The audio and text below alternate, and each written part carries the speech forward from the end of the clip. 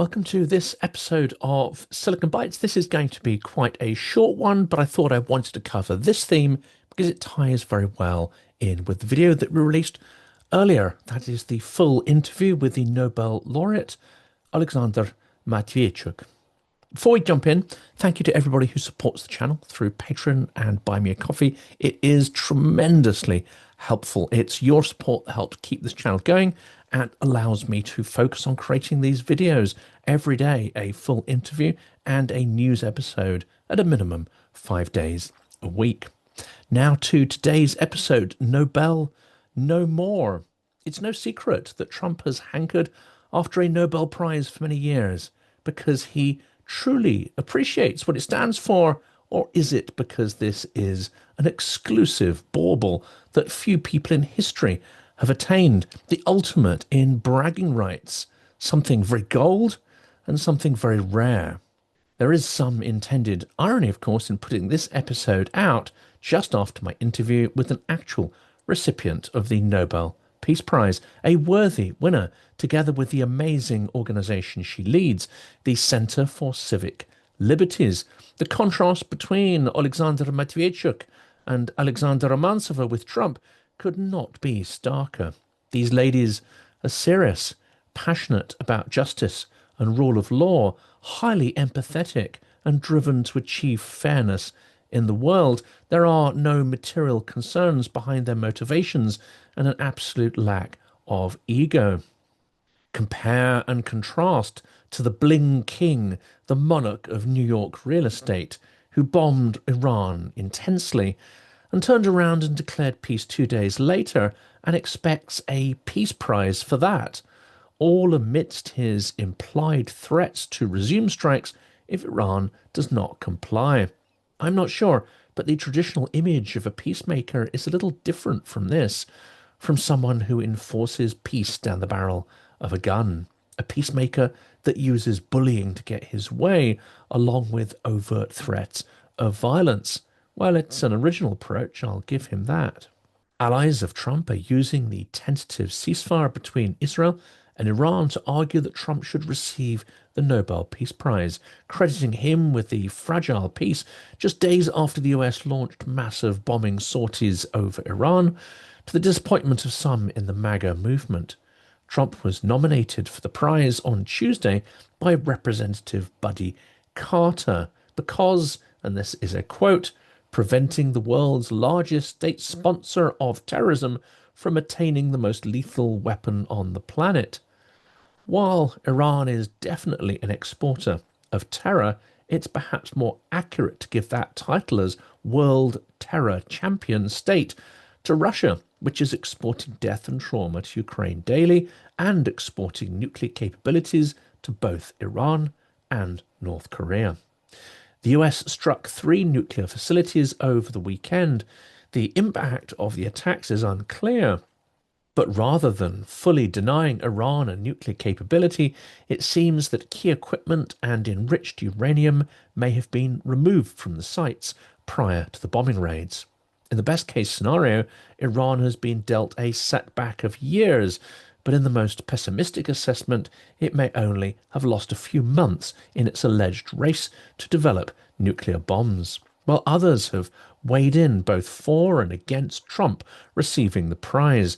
Right-wing podcaster Charlie Kirk declared that Trump should receive the Nobel Peace Prize, while Trump's son Donald Trump Jr. claimed it would amount to affirmative action if Trump didn't receive the award when former President Barack Obama did in 2019 for promoting nuclear non-proliferation and reaching out to the Muslim world. There are, of course, some racist implications to his comment there. One would expect nothing less, though, from Donald Trump Jr.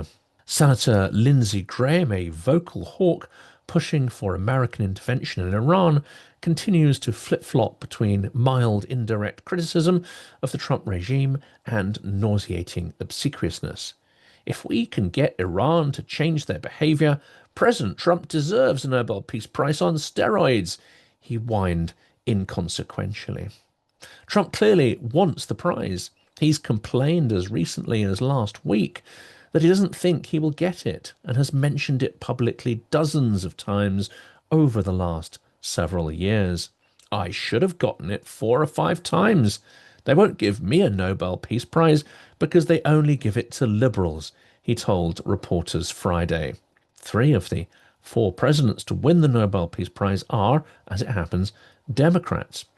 Maybe Bush should have got it then for the Second Gulf War. Trump claims to have brokered other significant peace deals, including an end to the India-Pakistan crisis. Indian Prime Minister Narendra Modi has denied Trump was involved in that at all. Perhaps he's on firmer ground, claiming a role in brokering the Abraham Accords of 2020, a diplomatic agreement between Israel and several Arab states the US helped negotiate during Trump's first term in office. But he went further still on Truth Social, claiming credit for a peace treaty between Rwanda and the Democratic Republic of Congo. And some people who have previously nominated Trump are having a change of heart, not only because of his decision to bomb Iran, but also because of the threats to annex Canada, Greenland, and the Panama Canal. Perhaps it's also because of his blatant appeasement of Vladimir Putin. Since he took office, the number of drone attacks launched on Ukraine has doubled in a serious intensification of the conflict. Trump's refusal to put pressure on Russia and his denial to Ukraine to buy, not gift, but buy air defense systems means that the daily death toll is rising as air defense munitions get depleted faster. Ukrainian lawmaker Oleksandra nominated Trump last year for the Peace Prize because of the optimism he then had that Trump could broker a peace deal between Ukraine and Russia. He is not optimistic now. Merezhko withdrew the nomination this week, accusing him of losing focus on the Russia-Ukraine war as his attention appears to shift to the Middle East.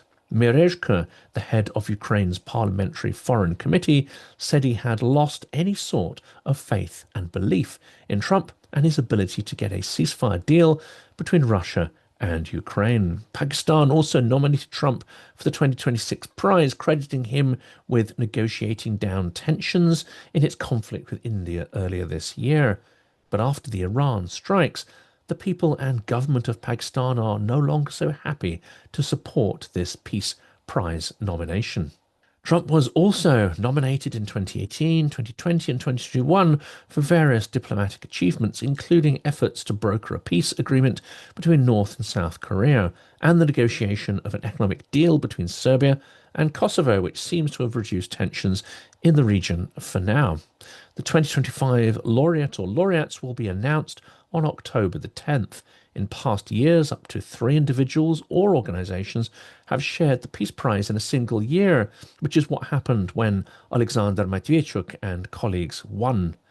The Nobel Awarding Committee does not confirm the names of the nominees, and there is stiff competition with a total of 338 candidates, including 244 individuals and 94 organizations, according to the Nobel Peace Prize website.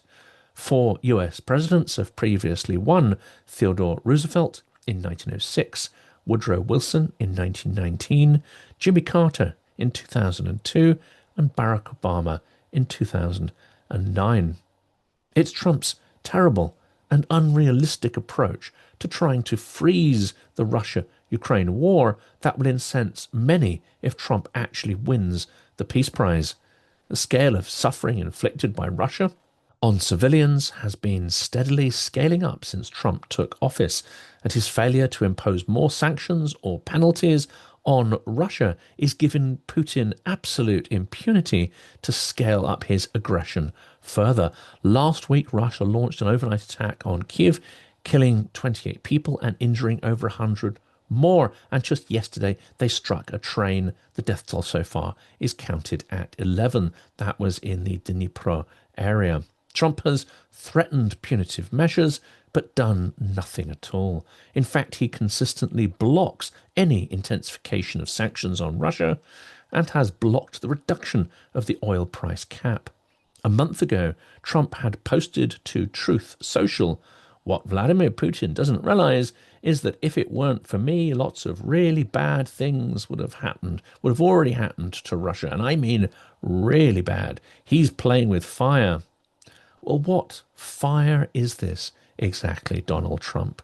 Because nothing bad or even effective has been done to give Putin pause for thought, to put pressure on his regime or war machine. Let's close with a quote from Merezhko, the Ukrainian lawmaker, who said to Trump that he is evading, he is dodging the need to impose sanctions on Russia, and that he has chosen the path of appeasement.